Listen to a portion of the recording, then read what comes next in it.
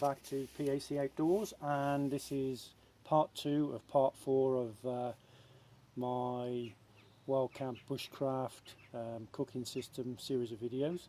And I'm going to attempt to get a burn going in the wood gas stove with just under 500 grams of Tesco's wood cat litter pellets.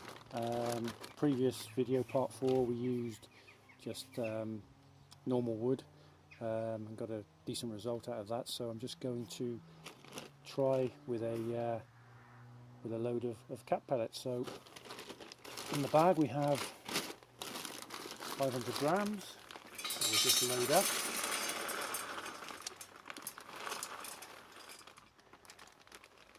And the idea is that we load up to just under those vents where, if everything goes to plan, we're going to get a burn of these wood chips, and then the gas that is released, we're going to then get a secondary burn as that gas comes up through the inside chamber of that inner wall. So that's the plan. I'm going to use a little bit of cotton wool just to get it going. I'm going to use a fire steel, ferrocerium rod. There we're going.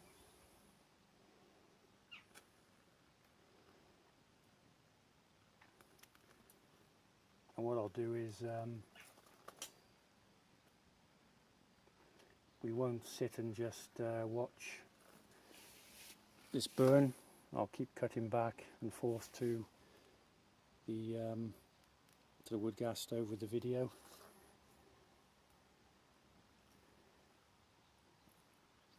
And what should happen is, once that's established and those wood pellets start to ignite, it should take about 5 minutes before we can actually put the pot on for the wood gas to start being produced and then burnt around the outside of that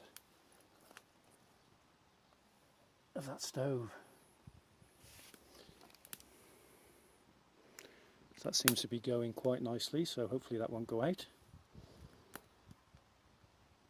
It is quite breezy today, and I'm going to get the pot stand on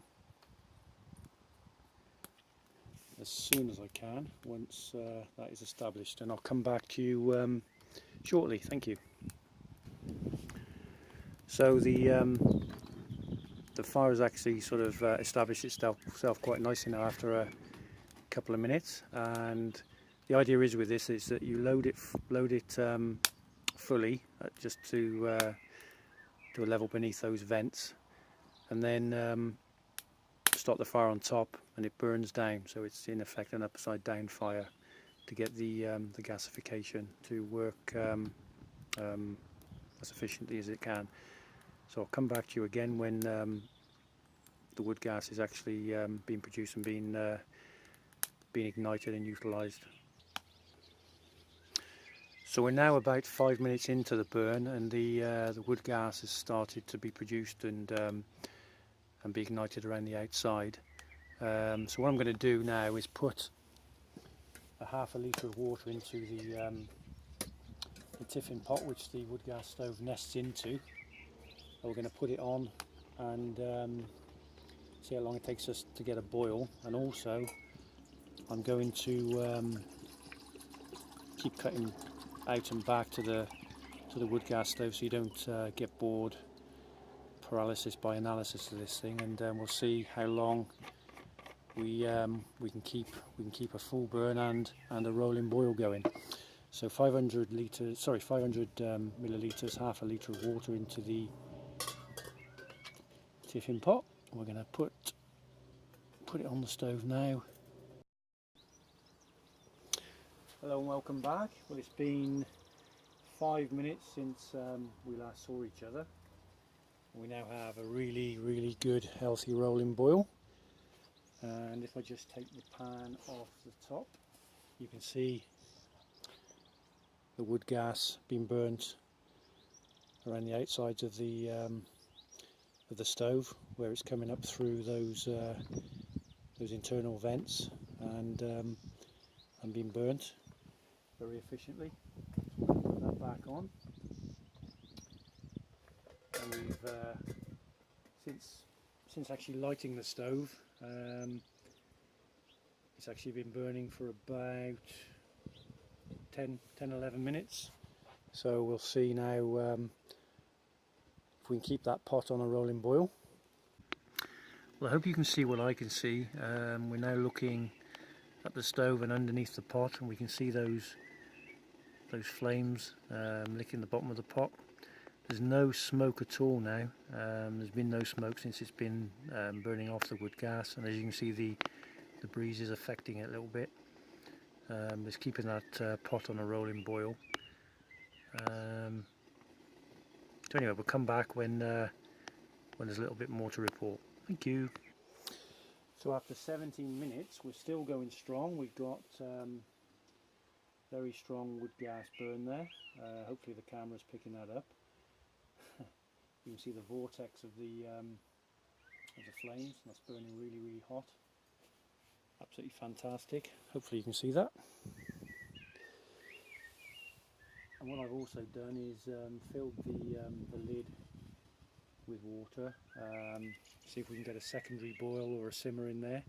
So, in effect, what I think you could do on an extended burn with the wood chips is boil your water, keep that bubbling, and possibly cook in the on the top of it if you've got a lid that will sit like mine does.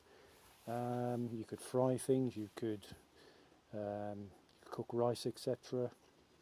There's a multitude of things that you could do. So I think with this this actual system, it's very lightweight. With the stove actually nesting into the pot, it weighs somewhere in the region of 500 to 600 grams, I think, possibly a little bit less. So it's very lightweight, and there's still room inside to put a fire steel, sugar, milk, tea bags, etc. If those are the sort of things you use. Thinking about when I would use this in the main, it'd probably be a good base camp system where no open fires are allowed on the ground. If I was going out for, say, an afternoon or a day, maybe not so practical, although if you give yourself sort of 10, 15, 20, perhaps half an hour to fire up the stove with ordinary bits and pieces, twigs, etc., filled to the top, and you're in no hurry, then absolutely fine. When you fill it with wood chips, wood pellets, it does boil. It does burn for a long time, and even when the flames die down, it then takes a long time to sort of cool off. But what you will have noticed is that I like starting my little fires with feather sticks, or fire sticks as some people call them. Basically running the knife, a sharp knife, my mower down the length of the stick and creating those shavings, those feathers, which sort of provide any flame, any spark with greater surface area to sort of catch hold on. So I'm no expert with these, but the more you practice, the better they get. There's some great videos out there on YouTube. Mike from MCQ Bushcraft has got a video on actually making these things, these feather sticks, and they are primarily used when conditions are wet and there's no real dry tinder around. So, but I'd like to use them at any time, really. If you can get something that works for you, and they certainly work for me, then it's pretty foolproof, even for me. What I tend to do is sort of cross them over on top of a flame, and then keep sort of putting them crossways on top of each other until such time as fire is established, and you either put bigger material on, or you've got a upside down fire like this stove uses, and those pellets can get themselves ignited. So don't know whether you notice these, but I really like this method of getting a fire going. So we are now coming up to 15 minutes into the burn, and you can see the wood gas there is still burning really strongly. The wind is affecting it, but you can see that vortex as that gas is coming out and burning out of those vents. So really efficient burn. There's no smoke at all. There hasn't been a smoke since it's really got itself established after about 5 minutes after lighting. So hope the camera's picking that up, and hope my camera's not melting.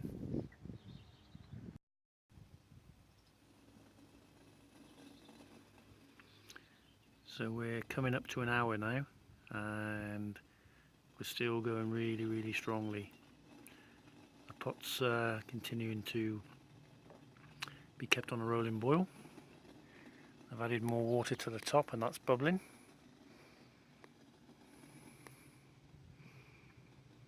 So really impressed with the efficiency of this this £10 stove from China.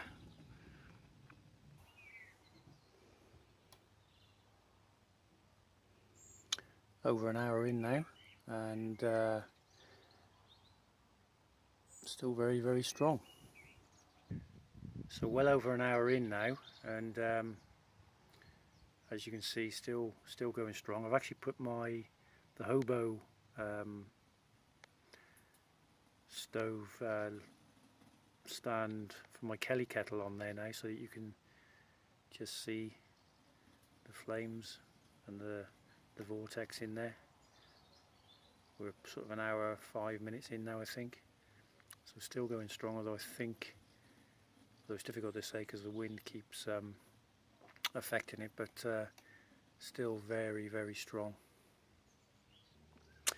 Okay, now after 1 hour and 15, we have no longer got a burn. No wood gas is being burnt, and the stove is starting to smoke. We have a lot of charcoal. It's very warm. We have a lot of charcoal in the stove.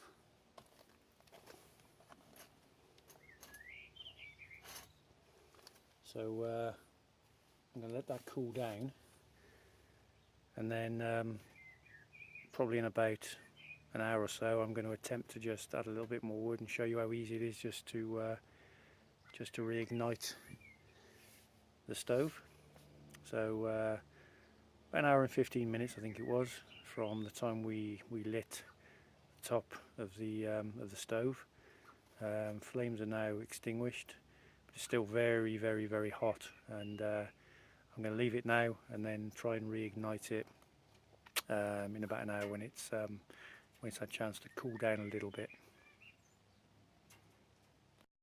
After leaving the stove for an hour, we can see that the charcoal is still glowing, and the fuel has been broken down even more. So there's going to be a lot of ash in the bottom of the ash pan there.